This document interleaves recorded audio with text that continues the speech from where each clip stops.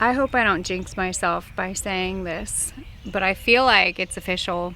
I feel like our last frost date is behind us. It is now May.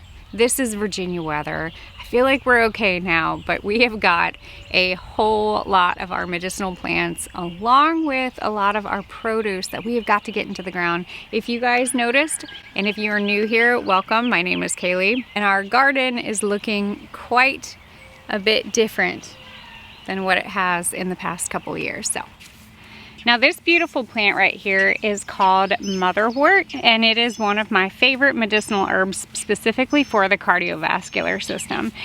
Now we have been growing Motherwort for many years. We'll use the leaves specifically to make a tincture, and then we also use it in a tea form. The only thing that we'll add is it is a little bitter, so having it in a tea form, if I were to blend this one, I would try to blend it with another herb that actually has like a sweeter taste. So I found that Motherwort tastes really good with lemon balm. It also tastes really good with chamomile, and I also really like it with a little bit of rose petals and even spearmint. But for the cardiovascular system, this lovely little plant might be one that you want to do some research about and see if this is one that might be beneficial for you. And it's used to help strengthen the cardiovascular system. I've already planted this year, but I forgot that I put it in the ground, and then I let my chickens out and they thought, oh my gosh, mom put a lovely snack of oats out for me, and of course they came and scratched all about. So we're gonna go ahead and throw down 4 more pounds. I'm going to heavy seed this. You probably don't need 4 pounds, but again, I'm gonna heavy seed it because I do have chickens and I have birds that do like to come over here, and yeah. So we're gonna try to grow as much as we can. Now, oats are one medicinal plant that I love. This I use in various forms. I will actually harvest the oat tops when they're premature and still green, and I take it and I mix it into an alcohol to make a tincture. I'll also harvest and dry the oat straw, and that's what we add into a lot of the teas for minerals. But in short, the oats in a tincture form is called milky stage oats. That is what we use for a nerve tonic. That is part of my own personal routine of like what I do for myself, along with, of course, my mushroom blend that we have available, the Be Attuned mushroom blend, and that is what I use to help support my immune system as well as my adrenals. It's also wonderful for cognitive support and just giving me that extra ability to kind of focus on the things that I need to do, and it also gives me the energy to do all the things that I need to do. So the mushroom blend is down below, but if you're interested in learning more about oats and growing oats, I actually have a few videos that I have done. I'll put them in the description of this video, and how you can actually harvest it and all the fun things. But we're gonna throw down 4 pounds. I'm going to cover them a little bit more with some straw. We're gonna get rain over the next couple of days, so I think this is gonna be just a perfect time. And I am keeping my chickens up because I don't want to have to get more seeds to throw down. But yeah, and Kiwi the goat is going to visit us.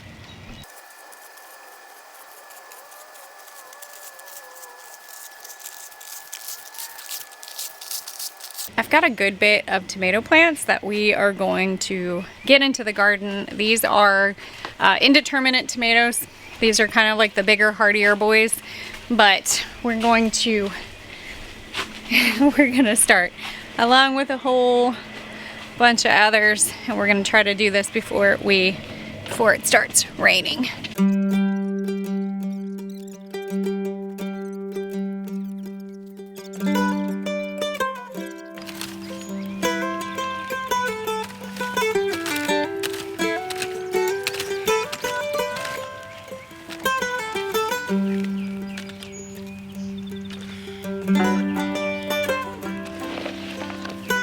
These are all big, like the big boy tomatoes.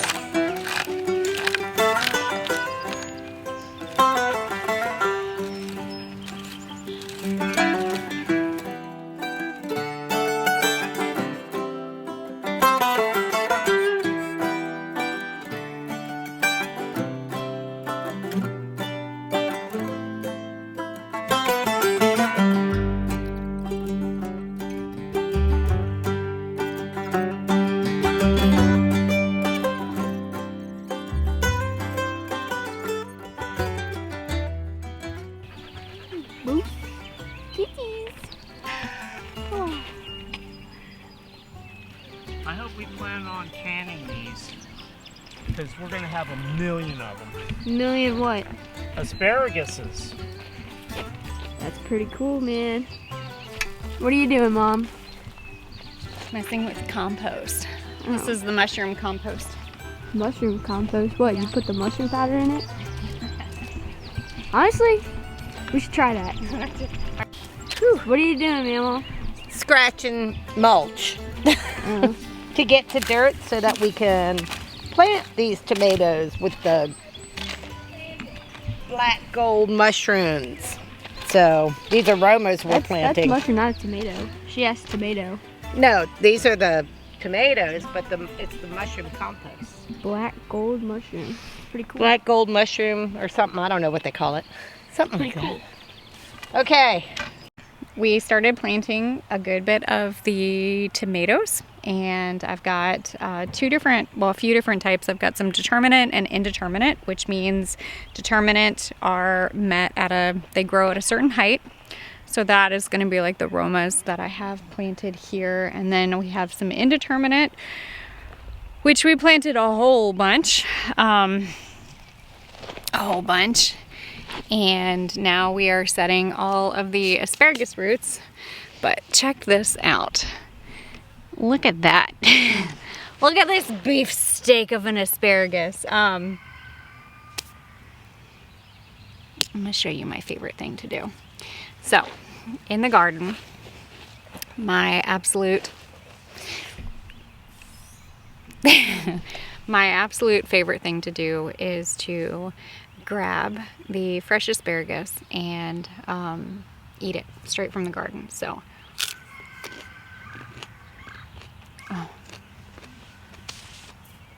this asparagus has been established, I think, for like 9 years.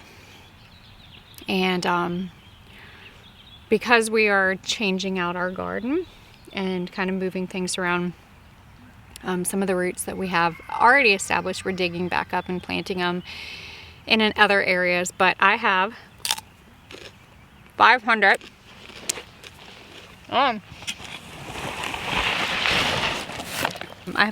asparagus roots that I'm excited to get into the ground today.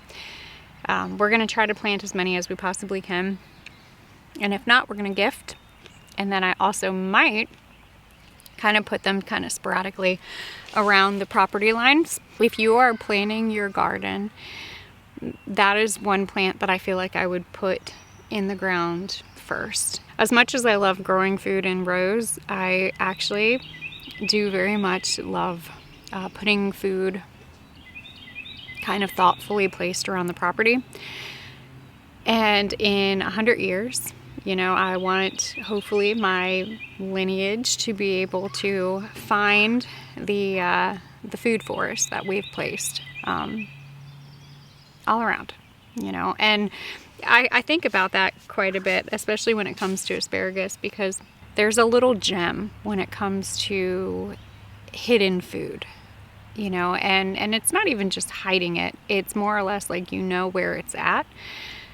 And in the event that something happens to like this garden, at least I know that I have plots all around this property where I can go to and I can find the medicinal herbs, whether they're foraged, wild herbs that we just have kind of growing in this area, or things that I've secretly kind of hidden, kind of placed for a reason, especially like mushroom spores, and things of that nature. But asparagus is one that I'm going to have kind of hidden, but this is delicious.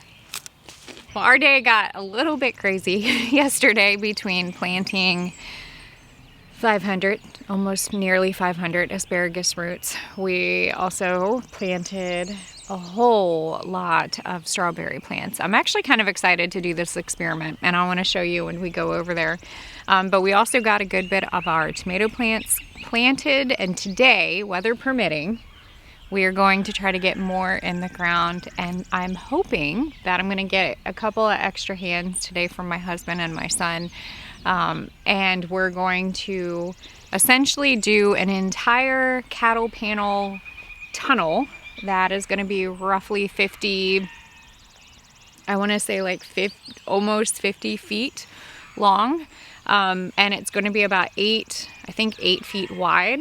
So it's going to be a really big cattle panel tunnel that I'm hoping to be able to have all of my viney climby stuff that's going to grow over it. So passion flower is one. I also am going to have, I have some birdhouse gourds that we have started in the greenhouse right now. Then I want to do some Thai long beans. I want to try to do a few melons. It's going to be kind of like this wild feral tunnel. But one thing that I really love about being in the garden is just coming up here and sitting. And so the plan for this whole tunnel, not only am I going to actually have produce and our vegetables growing along with like medicinal herbs, but I also want to have a little seating area within it so that when I am exhausted, I can actually come up here and sit. This is going to be our new asparagus bed. I actually had asparagus roots in this area for the last 9 years. So when we have gotten a asparagus harvest, I mean, the root systems are huge, and I was able to kind of transplant a lot of our older asparagus roots into this bed as well, because the goal is this bed is going to be kind of untouched between the asparagus that needs to be established in here, but then I also decided to plant strawberries all around the whole perimeter of this bed. And the reason why is because both of the roots, I really want to try to not mess with them at all. Like I really want to have a good established bed with a root system that's going to help produce food for our family for, I mean, a very long time if you think about it.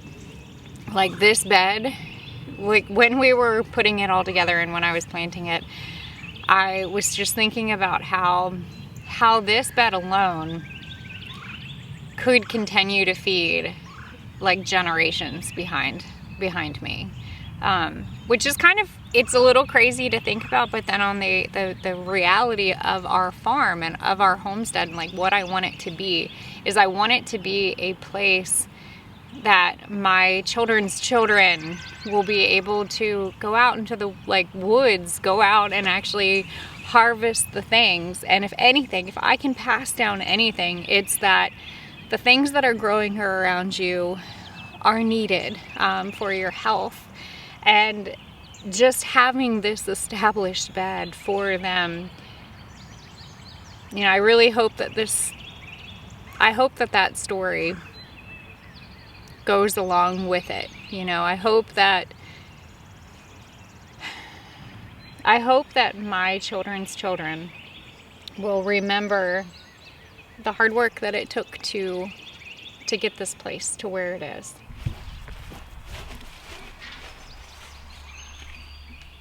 I have this tray here, but we're actually not going to be planting this tray in our garden. And there's a reason why. See this little plant right there? Let's see if we can, let me get out of the picture so you can kind of see it. See? Let's see, there we go, a little bit better. This plant right here, this is called stinging nettle. Now this plant definitely stings, hence the reason why it's called stinging nettle. And I have shared in the past, but I had to learn how to love this plant again. When I was a little girl, we would go float and tube down the Shenandoah River, and we called it, you know, floating, tubing, whatever, where we'd basically like take the inner blow up of a tire, and that's what we would use to float the river. Well, one summer we were on, gosh, I felt like it was like a 6-hour long float, and maybe even a little bit longer, and we got out of the river, and you have to carry your tube. And of course, like, you're wearing tennis shoes, you know, you're wearing your bathing suit, your tennis shoes, you got to carry your tube, you got to walk up the hill and, you know, go meet up with everybody at the pickup point. Well, I did not realize, but when I was walking out, and I feel like it was probably about like 100 feet of this patch of stinging nettle plants, and it, like, the pain. And I mean, I'm like short. I think I was probably like 8, maybe 9 years old.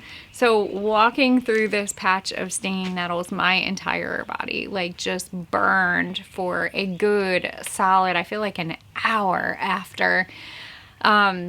Worst pain in the world. Literally hated this plant. Absolutely despised this plant. I was like, this is like, why is this plant even here?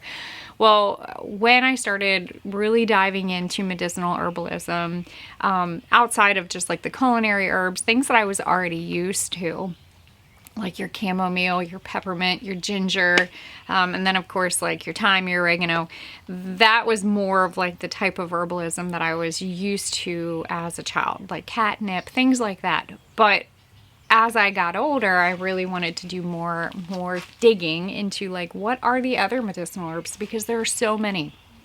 This one is probably one of my absolute favorites. There, I'm gonna say it again. This one is one of my absolute favorites, specifically for your overall health. I mean, and you can use so many parts of it. You can literally use the leaves, you can turn it into pesto. This can be dried and made into a tea and as a tonic. It has natural antihistamine properties in it. So whenever we have a workshop here and people are traveling from all over, you know, they're not necessarily used to our pollen. So guess what? This herb is one of the first herbs that we serve in a tea, so that when people come in, it immediately like helps with their whole sinus and allergies. You can also use the root of the plant. There's a lot of interesting information about prostate enlargement, specifically with the root. You can use the seed. I mean, I'm just saying, as a tonic herb, this one is amazing. And I definitely had to really relearn how to appreciate this plant because of my childhood. But I will be planting this down probably closer to the creek, and kind of tucked away to where, like, I know it's not a place that I normally go, but I would love to be able, and I know it's going to be very easy to have a larger patch.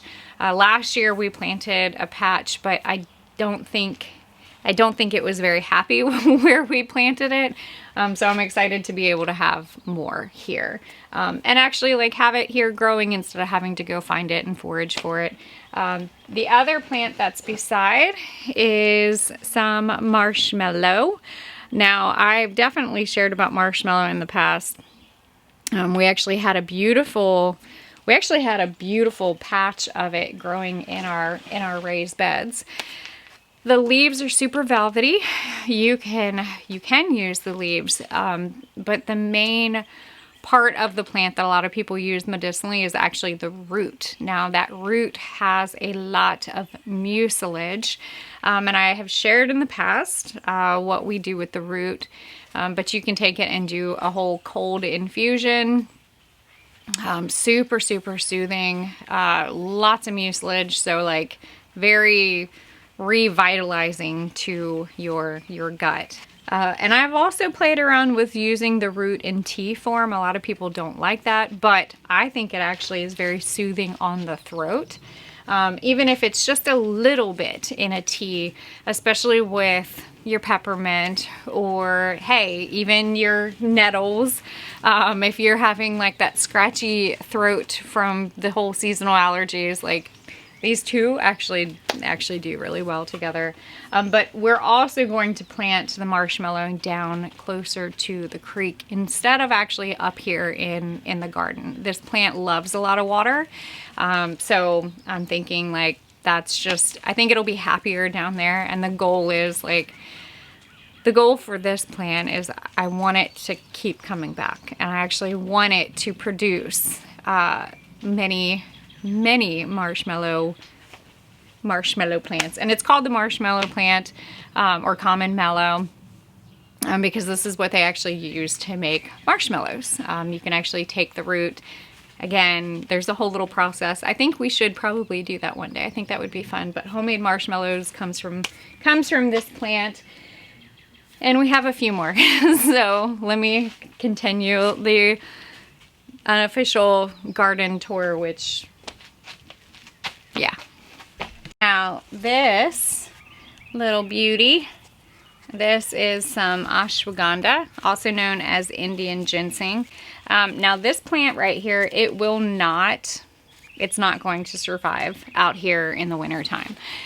So I think that I normally will plant them outside and harvest the leaves and the berries. And the root is the main aspect of this plant. So essentially in our grow zone, this would be considered a more of an annual plant versus a perennial, which is okay. I mean, they grow actually really fast and they grow pretty big. They pretty much turn into like a shrub. But I am excited to see about keeping them alive in this tunnel, or at least move them outside during the summer and then bring them back in here to see if there's a chance that I could keep it alive. I don't know. It's going to be an experiment. But this one right here is a wonderful adaptogen. Adaptogen herbs, I know I've shared a lot about them, but if you guys are new here, I'll do a quick little like snippet of it. But adaptogen herbs essentially are wonderful for balancing your body's homeostasis. Now, there are many things that you can do with that too. I mean, our body does require some balance. So obviously this one herb is going to be helpful, but it's not going to do all the things. So whenever you're looking at medicinal herbs, there's more of a holistic approach that I really feel needs to be spoken of more. Whether that is, recognizing your body's patterns, where are you lacking in? Is it sleep? Well, what does that look like? Do you have a good routine? How much caffeine are you drinking? So there's definitely a lot of things. I also have some valerian. Now, valerian, the root is the part that we use. Again, this one is going to be kind of in a container because I want to be able to harvest the root. But the root itself is actually really helpful as like a sedative. It is a lovely plant to help knock you out. It is a stinky plant. The root to me smells like stinky feet, but when you combine it in a lot of like chamomile, like you can help. I've kind of stopped brewing valerian root tea in my house because every time I do, my husband's like, "What is that smell?" So instead of that, I actually started tincturing valerian root, and that the tincturing process actually makes it taste very sweet. But a tinctured valerian root, what I found is it's extremely beneficial for your spasms and if you tend to have like neck or back spasms. Very relaxing, very, very relaxing. But yeah, we've got a few medicinal plants in here that we're going to try something a little different this year. It looks like everybody is coming back out to help us in the garden before another storm hits. We've got a cattle panel to put up, we've got calendula to plant, we've got chamomile to plant, a whole bunch more medicinal plants to put into the ground, along with more vegetables and produce. But if you guys are loving these videos and you want to learn more about herbalism, I have a huge playlist along with many other things that we do here on our homestead, especially with beekeeping. But as always, don't be afraid to get your hands dirty and learn something old. Bye guys.